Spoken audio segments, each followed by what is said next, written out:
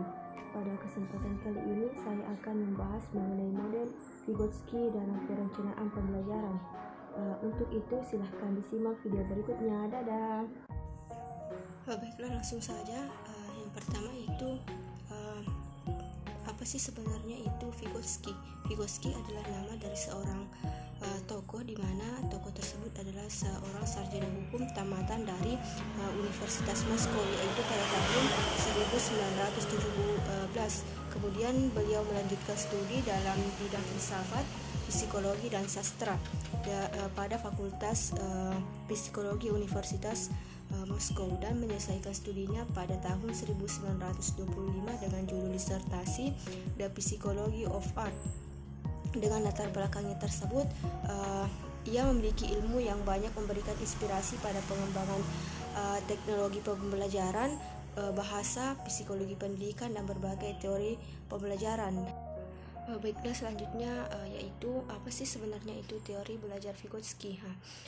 Teori belajar Vygotsky merupakan salah satu teori belajar sosial, sehingga sangat sesuai dengan model pembelajaran kooperatif, karena dalam model pembelajaran kooperatif terjadi interaksi sosial, yaitu interaksi antara siswa dengan siswa dan antara siswa dengan guru dalam usaha menemukan konsep-konsep dan pemecahan masalah.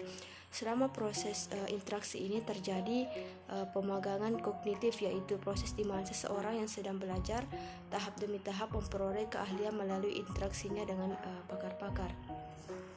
Model Vygotsky ini mengakomodasikan social culture revolution yang beranggapan bahwa pembelajaran terjadi apabila anak-anak bekerja atau belajar menangani tugas-tugas yang belum dipelajari, namun tugas-tugas itu masih berada dalam jangkauan kemampuannya, atau tugas-tugas itu berada dalam zone of proximal development.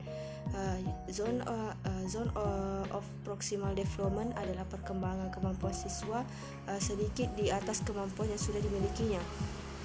Vygotsky ini lebih menekankan scaffolding, atau yaitu memberikan bantuan penuh kepada anak dalam tahap-tahap awal pembelajaran, yang kemudian berangsur-angsur dikurangi dan memberikan kesempatan kepada anak untuk mengambil alih tanggung jawab semakin besar dengan segera sehingga ia dapat melakukannya dengan sendiri. Selanjutnya yaitu konsep-konsep penting dari teori Vygotsky atau model Vygotsky tentang perkembangan kognitif yang sesuai dengan revolusi sosiokultural dalam teori belajar dengan pembelajaran, adalah hukum genetik tentang perkembangan, genetic law of development, zona perkembangan proksimal atau zone of proximal development, dan mediasi. Yang pertama yaitu hukum genetik tentang perkembangan atau genetic law of development. Menurut Vygotsky, setiap kemampuan seseorang akan tumbuh dan berkembang melewati dua tataran, yaitu tataran sosial, tempat orang-orang membentuk lingkungan sosialnya, atau dapat dikategorikan sebagai interpsikologi atau intermental, dan tataran psikologi di dalam diri orang yang bersangkutan. Psikologi atau intramental. Pandangan teori ini menempatkan intermental atau lingkungan sosial sebagai faktor primer dan konstitutif terhadap pembentukan pengetahuan perkembangan kognitif seseorang. Maka belajar dan berkembang merupakan satu kesatuan dan saling menentukan.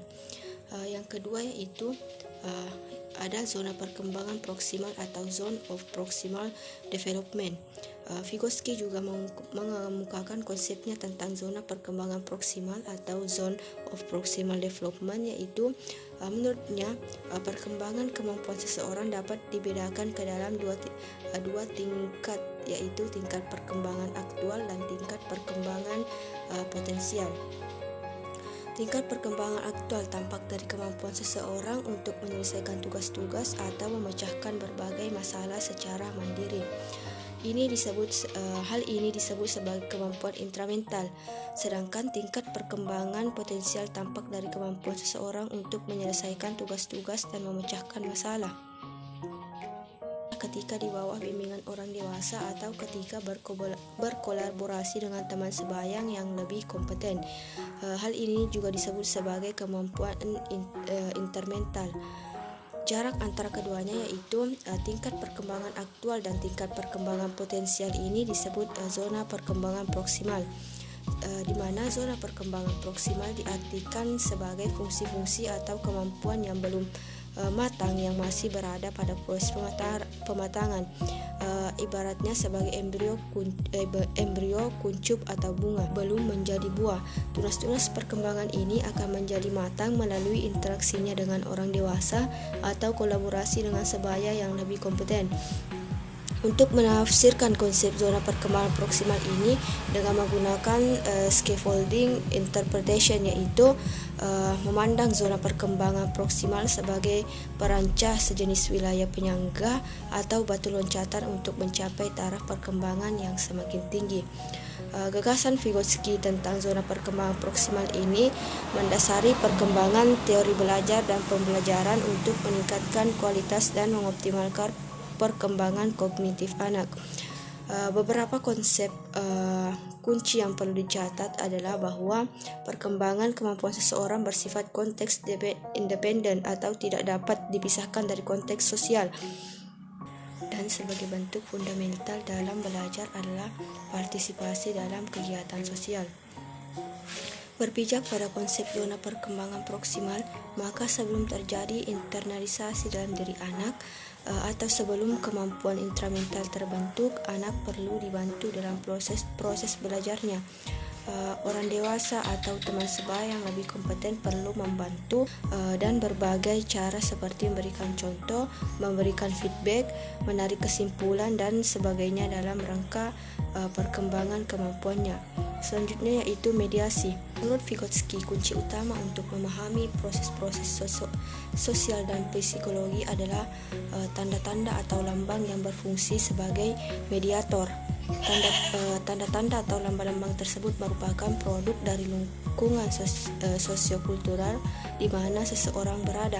Semua perbuatan atau proses psikologi yang khas manusiawi dimediasi dengan psikologi tools atau alat-alat psikologi berupa bahasa, tanda lambang, dan semiotika.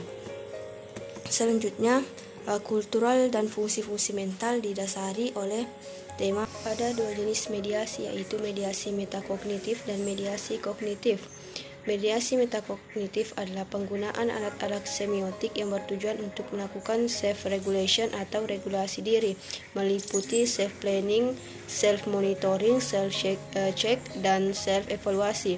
Mediasi metakognitif ini berkembang dalam komunikasi antar pribadi. Selama menjalani kegiatan bersama, orang dewasa atau teman sebaya yang lebih kompeten bisa menggunakan alat-alat semiotik tertentu untuk membantu mengatur tingkah laku anak. Selanjutnya, anak akan menginternalisasikan alat-alat semiotik ini untuk dijadikan sarana regulasi diri. Mediasi kognitif adalah penggunaan alat-alat kognitif untuk memecahkan masalah yang berkaitan dengan pengetahuan tertentu atau subject domain problem. Mediasi kognitif bisa berkaitan dengan konsep spontan yang bisa salah dan konsep ilmiah yang lebih terjamin kebenarannya. Konsep-konsep ilmiah yang berhasil diinternalisasikan anak akan berfungsi sebagai mediator dalam pemecahan masalah. Konsep-konsep ilmiah dapat berbentuk pengetahuan deklaratif. Menurut Vygotsky, untuk membantu anak mengembangkan pengetahuan yang sungguh-sungguh bermakna dengan cara memadukan antara konsep-konsep dan prosedur melalui demonstrasi dan praktek, yaitu berdasarkan pada teori Vygotsky di atas, maka akan diperoleh keuntungan. Yang pertama, anak memperoleh kesempatan yang luas untuk mengembangkan zona perkembangan proksimalnya atau potensinya melalui belajar dan berkembang. Yang kedua, pembelajaran perlu lebih dikaitkan dengan tingkat perkembangan potensialnya daripada tingkat perkembangan aktualnya. Yang ketiga yaitu pembelajaran lebih diarahkan pada penggunaan strategi untuk mengembangkan kemampuan intermentalnya daripada kemampuan intramentalnya. Yang keempat, anak diberi kesempatan yang luas untuk mengintegrasikan pengetahuan deklaratif yang telah dipelajarinya dengan pengetahuan prosedural yang dapat digunakan untuk melakukan tugas-tugas dan memecahkan masalah. Yang kelima yaitu proses belajar dan pelajaran tidak sekedar bersifat transferal tetapi lebih merupakan konstruksi, yaitu proses mengkonstruksikan pengetahuan atau makna secara bersama-sama antara semua pihak yang terlibat di dalamnya. Selanjutnya yaitu implikasi model Vygotsky dalam perencanaan pembelajaran.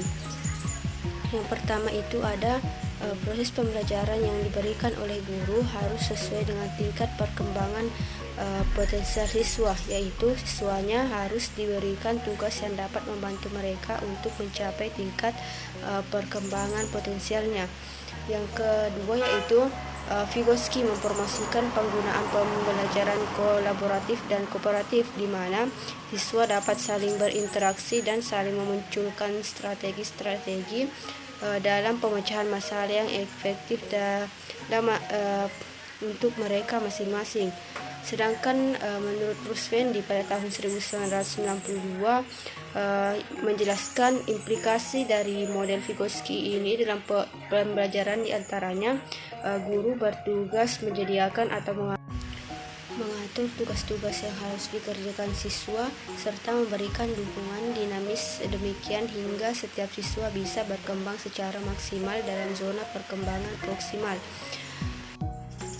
Dalam model Vygotsky dalam perencanaan pembelajaran, Vygotsky juga menekankan pada scaffolding, di mana pada konsep scaffolding ini menekankan dukungan tahap demi tahap untuk belajar dan pemecahan masalah sebagai suatu hal penting dalam pemikiran konstruksi modern.